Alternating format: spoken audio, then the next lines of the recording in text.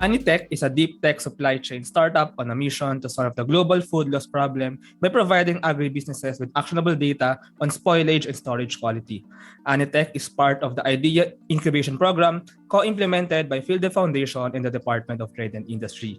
Gillian Santos is the CEO and co-founder at AniTech. So hello, Gillian. We're very happy to have you dito sa Startup Podcast. Yeah, thank you so much, Johnny, and thank you to all who's gonna listen to this startup podcast. Can't wait for you guys to hear our story at AniTech. Of course. So let's start with the question. Ano nga ba ang AniTech? Yeah, so AniTech really is a deep tech supply chain startup. So we measure storage quality and spoilage rate and provide growers and distributors with the information that they need to maintain freshness and ultimately reduce food loss. So since we develop both the hardware and the software, we consider ourselves a manufacturer of deep technology products that can be servitized into food supply chain solutions for the agricultural industry. So we really exist to solve that global food loss problem through fostering innovation and developing deep technologies to create, sustainable food systems. Yeah, you mentioned deep tech, no? I think it's kind of a new technology that you're trying to solve this problem in agriculture. Let's go muna dun sa problem. So ano nga ba exactly itong problem with agribusinesses and maybe the warehouses na sinasolve ni AniTech? Yeah, I think the problem can be explained better if I tell you the realities of how food reaches consumers. So I'd like to tell you the story about Martin and Josie. So they're one of the thousands of people responsible for putting food to the market and to our table. So Martin is an urban farmer and has invested a lot of money to set up his greenhouse. So his goal is to sell more, but he's struggling because of high overhead costs. On top of that, he solely relies on manual labor while making sure his crops grow well. So sometimes his crops are in good condition, sometimes they're not. Sometimes a lot of them don't make it to harvest, but whatever its state, he has to sell it to distributors like Josie.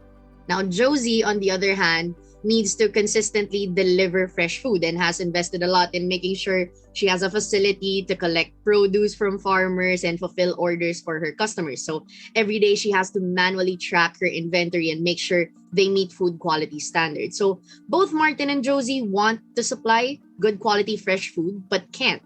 Running a business alone takes a lot of time, as you know, I'm sure that everyone is aware of that. Maintaining optimal storage conditions is a huge task, especially when you're doing it manually. But fresh goods, maintaining it and handling it is very sensitive. You need to be quick, otherwise they'll really end up in bins.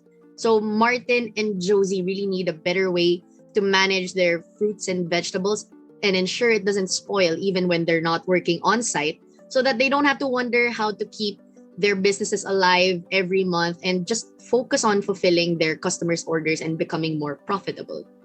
Yeah, I think you've basically mentioned the supply chain, the agri-supply chain. So it's from the farm and then to the storage facilities and eventually to the consumers. I want to ask first, how did you find out about this problem and why do you want to solve this problem? Yeah, okay. So this whole story didn't come in one day market validation interview. Definitely not. Last year we already did a couple of virtual market validation interviews. I've gotten some data from my day job that confirmed our speculations on how food supply chains really run.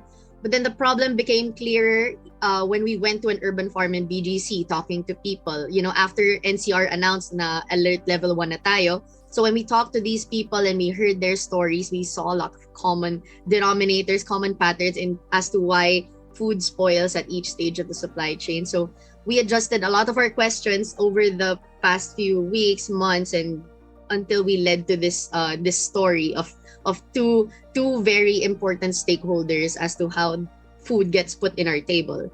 So these common problems like spoilage, maintaining freshness, it doesn't just happen in one stakeholder. In fact, from the production to storage up to distribution, this still happens. It recurs every time. Yeah, it's true. And I can imagine, hindi lang yung dalawang you've mentioned in your story ang nag-face ng problem na to. It's really a lot out there, ano? So let's go naman sa inyong solution. So you've mentioned that you're also a manufacturer of this new tech that you provide for these agribusinesses and warehouse facilities. So can you know more about those solutions? Maybe let's start with the storage quality sensors. So how does this work? Yeah, okay. So AniTech incorporates 4 sensors into one system to track temperature, humidity, oxygen, and carbon dioxide to determine storage quality. So we combine this with an IoT system so you can access your data in real time. So that information is sent to the cloud, visualized through our storage quality dashboard, and is accessible through mobile devices. So we can also give you automated notifications via SMS and weekly summary reports. So that's So you mean, our solution in a nutshell. yeah, and so you mean like this? No. I just want to imagine lang really like how, like if I'm an agribusiness, if I'm a manager of an agribusiness, how really can this help me? How really can this solution help me? Yeah, okay. So our service, is very simple. We have 5 steps. Definitely we check first your current operations, how you run your greenhouse or storage facility, and then we adjust accordingly based on your user requirements, and then we install that sensor system in your greenhouse or storage facility. And then the users can now monitor storage quality using our dashboard, and then you can receive real-time notifications and reports, and then by doing so, users can now optimize your operation. So in terms of the automated reports and notifications, so let's say you're a greenhouse owner, and then a certain threshold is reached in the environmental conditions. For example, your greenhouse reached more than 36 degrees Celsius. Medyo mainit na, parang nilalagnat na yung greenhouse mo. So we inform that user in real time, hey, it's this certain time of the day, it's 1 p.m., your greenhouse is experiencing these environmental conditions. Please, the recommendation would now be, please turn on your misting equipment or ventilation, or please water your fruits or vegetables to lessen heat stress. So that's what we mean about giving them actionable data. So we're not just like giving them data and here you go, that's the data. No, we actually give them recommendations on how to lessen heat stress and maintain freshness. Yeah, I think that's really an amazing part that the system automatically also gives actionable insights. Kumbaga, ano yung gagawin mo as a manager of the agribusiness. Can you just get a picture, sa Pilipinas, gaano ba karami itong mga agribusiness na to? At sino ba talaga sila? I mean, what really do they do? Yeah.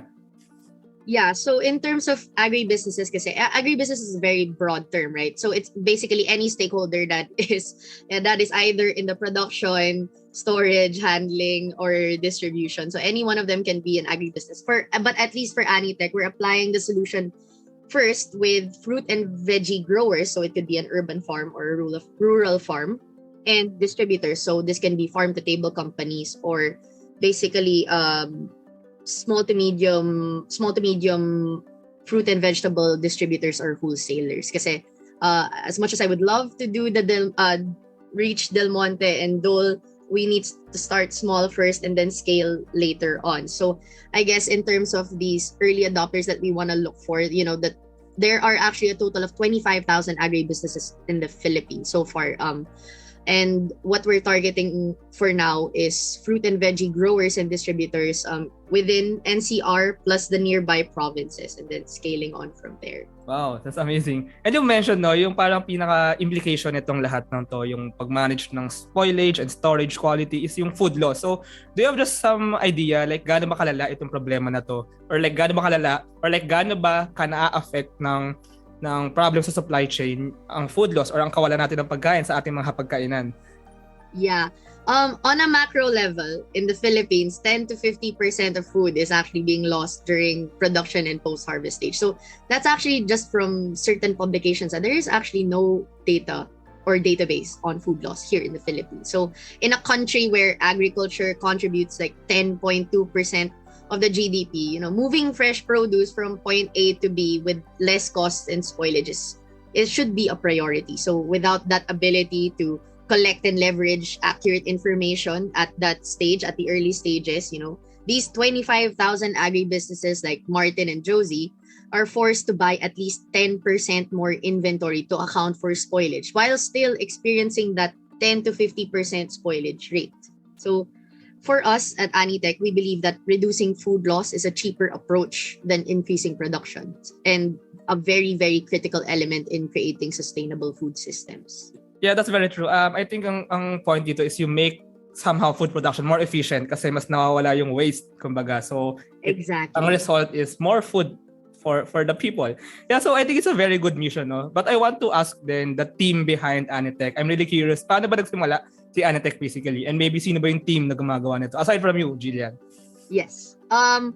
So our technical foundations, we come from DLSU. We're all physics undergrads. The technology actually, it's because of my day job and also my family. My father, he's actually a tenured scientist, and he's now the R&D advisor of AniTech. So he's the primary inventor of like this nanomaterial production process. So he in our lab, we used to do nanosensors for different types of applications talaga. So in order to continue his work for the past 2 decades, we decided to apply these like sensors we're making in the lab for agri applications. So first proof of concept was like monitoring meat spoilage, and then the spoilage rate of bananas as well. So another thing that led me to pushing AniTech was being part of a research team for the NFA. So back then when I had that contract, I saw how much rice was wasted during post-harvest. So it was also that year during the pandemic, as in I got that contract 2020, saktong 2020. That was also the year now we see articles about tons of crops being thrown in the landfill, or lettuce or cabbage in Baguio going from 10 pesos per kilo na lang because farmers are forced to sell at that rate.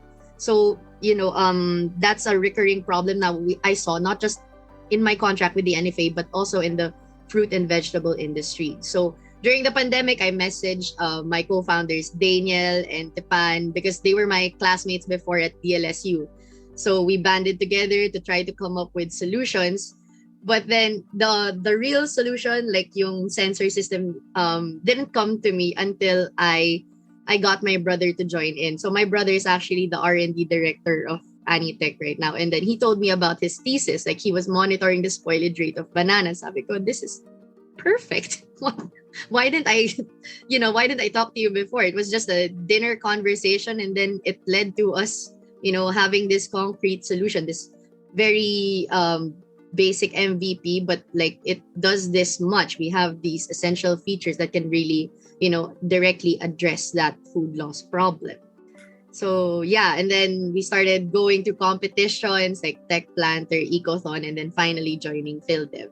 Yeah, so hearing your story, I think you really have a good technical background about these things, deep tech and even sa agricultural side. So, is the reason that you joined these competitions and even yung PhilDev IDEA Incubation Program is, did you do this because you want to like expand the business expertise ng inyong team? I mean, or basically, can you share to us why did you join PhilDev Foundation's IDEA program?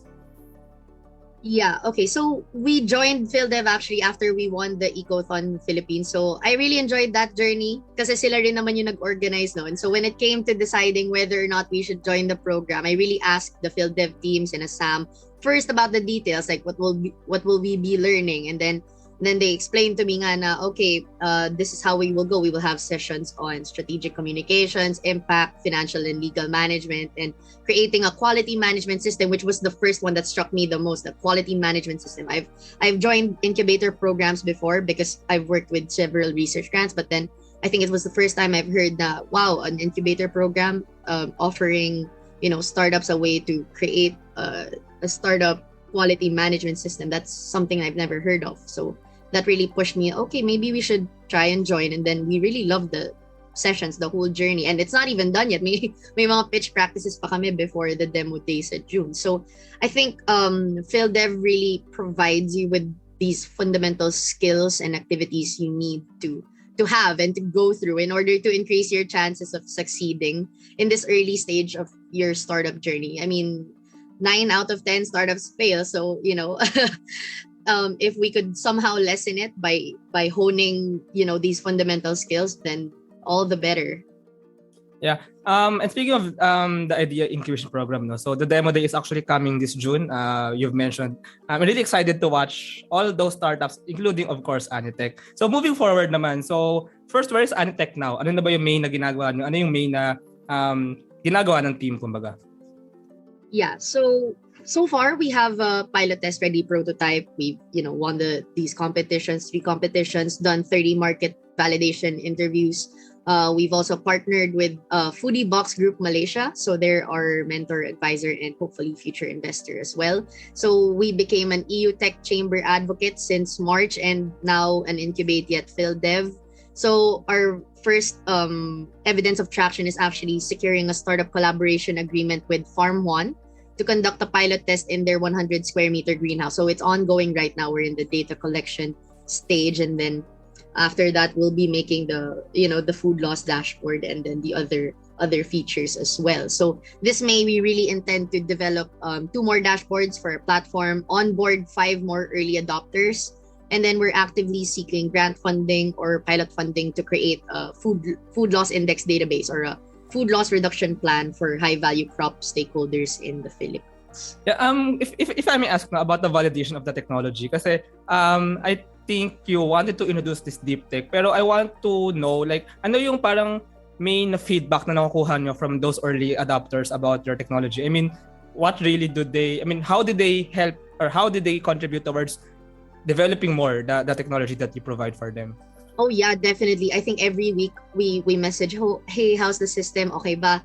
And with an early stage startup like us with no stable source of funding, syempre we're bootstrapping through competitions or bootstrapping through our own money. So when we install that sensor system, the sensor system installed in that greenhouse right now is actually made out of it's practically ugly, but it works. It has that 4 sensors. We have the storage quality dashboard, and right now we're on the way to sending the automated notifications and some summary reports na rin. So I guess the feedback that they get is really the connectivity issue. So syempre our IoT system is Wi-Fi. It's Wi-Fi based. So let's say, for example, how unstable naman Wi-Fi is here in the Philippines. That's the recurring problem that we have now.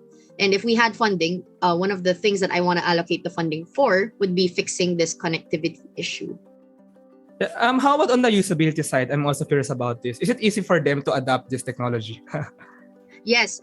Basically, we send them the link. Oh, here's the platform. Send them the link on the platform, and then they just view it through their phone or their laptop.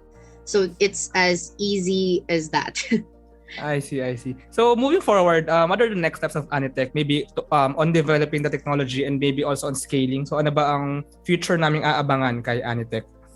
Yeah, so we intend to really allocate a lot of our time and resources this year to making improvements to our solution. Definitely the connectivity problem, doing more research, accelerating the maturity of the nano sensors that we're building in the lab, and definitely establishing product market fit. I really want na by the end of the year, we have 10 to 20 early adopters or agribusinesses signing up with us. We also plan to have a scale-up plan for both the mass manufacturing and marketing to take in more customers. Because the one thing that we're kind of like afraid of is like, what if, a corporation decides to get like 500 sensors on the get-go? Syempre, we can't fulfill 500 sensors kaagad. So in the next months, definitely a manufacturing plan will be in place to fulfill those kinds of big orders. We're also, sure. If I may ask, how do you manufacture it now? I'm just curious. Yeah. Oh no, we're everything. I'm the sales, and minsan kami mismo nag-assemble ng components, soldering, all of that, butas-butas ng casing. Yeah, that's it. That's my definition of talagang bootstrapping from the get-go. Yeah, we are the manufacturing team, the founding team, the sales team, all of it. I guess that's how you really start your startup journey. You do everything. Yeah, I think it's good naman because once you validated the product market fit nga, doon kayo papasok sa scaling really, building the plant, building the operations, and really continuously producing this product, this technology.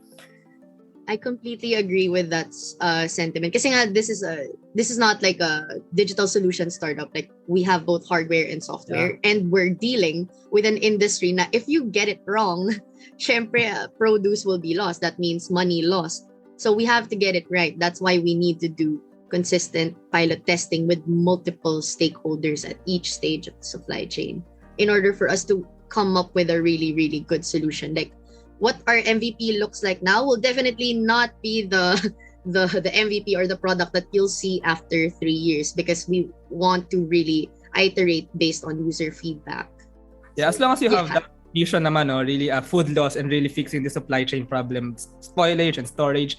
I'm looking forward sa mga ma-adapt pa na technologies kay AniTech. But let's talk about your vision. So ano ba nakikita ng vision really for AniTech maybe in the farther future? So what really do you see for the startup and also for the agri-supply chain as a whole? Yeah, so I guess us dreaming big and all of that, what we want is that by 2030, our vision would really be to enable the Philippines and the ASEAN region to have food supply chains that are transparent, traceable, flexible, and sustainable through our collection of food loss data, our commitment to continuously innovate these deep technologies, and definitely the mass adoption of our solutions. Because in terms of impact, I think through our sensors, we'll definitely be able to help them monitor these storage conditions and then be able to optimize these resources. We're really more on resource efficiency kasi. So in terms of, having these less resources spent can really ultimately reduce food loss in our understanding. Yeah. Yeah, so let's go to our final philosophical part of this conversation. So how important really is it to solve this global food loss problem? Can you share some sentiments on this? Yes. Okay.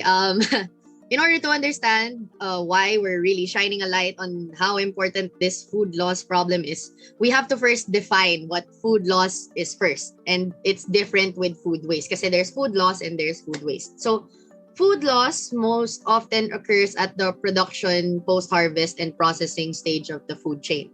So whilst food waste occurs at the end of the food chain, which is the retail to consumption stages. So food loss is the food that doesn't get to consumers because of mishandling, poor maintenance and storage, and other technical limitations. So for developing countries like the Philippines, food loss and waste occurs mainly at the early stages. And then kapag developed countries naman like US or Europe, food is wasted and lost mainly at the later stages in the supply chain, which is the retail and consumption stages. So in developing countries, total food losses and waste amount to roughly $310 billion US. That's how big this problem is. Yeah, and we've mentioned before na that it's really the efficiency of the food production yung main tatakilin nyo. Kasi I think there are also some startups out there that's solving the food waste problem naman. Maybe food recycling. Yes. Yung pag-recycle, paggawa ulit ng food from the wasted products. Do you think more startups should go into the agritech space? Oh yeah, definitely. Super. I encourage people who aspire to be startup founders to consider throwing their hat in the ring and build something in the agritech or deep tech space. So for us, no one company can solve this massive global problem, and it will really take a coalition of startups, governments, and organizations to really bring lasting change in the agricultural sector and solve this global food loss problem. And maybe I want to tackle lang shortly about the deep tech side nito. So do you think more startups should adapt like these new technologies like deep tech to problems like in the agriculture? What do you think about this? Yeah, definitely.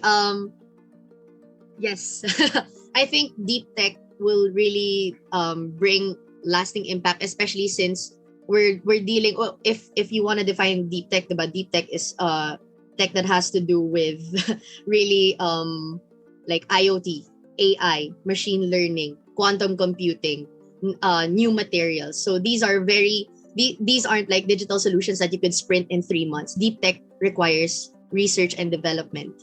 And in order to do that, you need steady source of funding or investors or organizations that really believe in the kind of impact that you're bringing. So before you even think about doing a deep tech startup, you have to think about first what kind of market or what kind of problem you're solving. It has to be really big, and you have to think long term. So that's really the name of the game when you're doing a deep tech startup, because it's really not easy, but it's very fulfilling. Like, you'll definitely get a lot of headaches, but it's definitely fulfilling. and come to think of it, it's like synergistic kasi deep tech actually those things I've mentioned, IoT, AI, machine learning, they're actually somehow aimed towards making operations or procedures in our life more efficient. And similarly, yung ginagawa niya is somehow food production efficiency. So somehow nag-synergize yung dalawang technologies. Yung exactly. I mean, we're building tech that is not really, that doesn't come from, yes, there are core technologies, existing components that have already been done. But then in terms of deep tech, you're really creating something new that can disrupt a sector that hasn't been disrupted yet. Exactly. And actually, since you're introducing like a very capital intensive technology or idea or innovation into the field, I want to go back again no, dun sa PhilDev program. Are you looking for more investors ba, or are you basically venturing for, are you basically fundraising? Yeah, we're definitely actively seeking funds, whether through grants or VCs or maybe even angel networks. The partnership that I mentioned earlier, Foodie Box Group Malaysia, we're working towards getting funding in the very very near future, which I can't disclose yet. But yes, we are actively seeking funding, and that just because we push that doesn't mean we're not gonna push grants. So I would really love a chance to, get grant funding, especially on the research and development side, because I think having the government, the organizations like agencies like DOST or the DA to really support this kind of initiative will go a long way, especially when it comes to adoption. Yeah, and that's the reason, no? Because AniTech is also very research intensive. So talagang nangangailangan ng malaking preparation, kumbaga, ng malaking input, kumbaga, towards producing that outcome that we want to see. So, let's just end now with, do you think, what's the situation of the startup ecosystem now in terms of capital raising, in terms of fundraising, in terms of investing? Do you think it's easy or hard for startups like you, like AniTech, to get this kind of to solve this initial push? Yeah, so they're saying, right, that we're in that golden era of startup fundraising. I actually do believe that, because when I started working, I was actually working for research grants that with DOST, and then there was the fast track grant and all of that. Back then, that was a pre-pandemic. I entered the workforce 2018. Yeah, it was definitely really hard, and the fund size was really small. Now we can see different types of VC firms. So yes, it's definitely easier. Number one, I guess it's a whole coalition of trends that happened with the world. The pandemic, the formation of SDGs, the IoT boom, Industry 4.0. So there are a lot more investors willing to invest in deep tech startups that are for long-lasting impact. Yeah. Hopefully rin talaga we support introducing these new technologies to solve the problems that we really need to solve. So thank you, Gillian, for this conversation. So if our listeners want to know more about AniTech, so how can they find more information, or maybe they want to contact you? Yes. Okay. So for fresh produce and growers who want to become early adopters, yeah, definitely contact us at our LinkedIn page. Investors, definitely also, and organizations who want to help us disrupt the agriculture, or really anyone else who wants to know what AniTech is, why we exist, and what we do, they can contact me through LinkedIn personally. My username is Gillian Santos, and we also have a LinkedIn page named Anihan Technologies, and our website is also in our LinkedIn page. It's also there. So yeah, all right. Thanks so much. This is a very wonderful conversation about AniTech and about agriculture and about the supply chain problem, about food loss problem. So thank you so much, Gillian. Yes, thank you so much, Jani. Thank you very much to our 14 patrons. This episode is super powered by NutriCoach, the all-in-one productivity tool for dietitians and nutritionists looking for buy and sell online with Sigurado sellers, and Benjoy's Food Products, the home of premium bacon ends, tapa, and tocino. This episode is powered by ePlayment and Interleukin. Support us at www.patreon.com/startuppodcastph.